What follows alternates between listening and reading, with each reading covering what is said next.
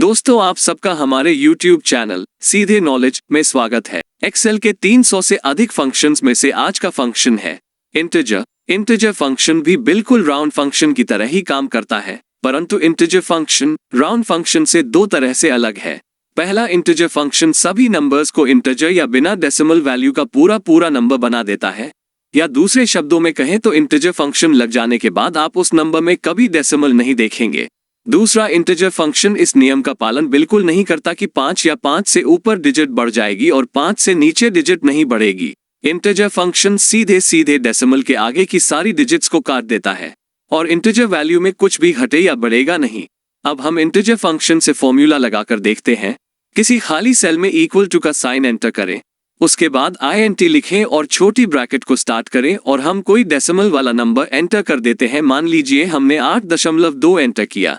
इसके बाद bracket close करके एंटर कर देंगे। हम पाएंगे कि इंटीजर फंक्शन ने 8.2 को पूरा 8 कर दिया है और 0.2 को छोड़ दिया है। अब अगर हम 8.2 की जगह 8.4, 8.6, 8.9 भी एंटर करते तो भी इंटीजर फंक्शन ने इसे 8 ही करना था।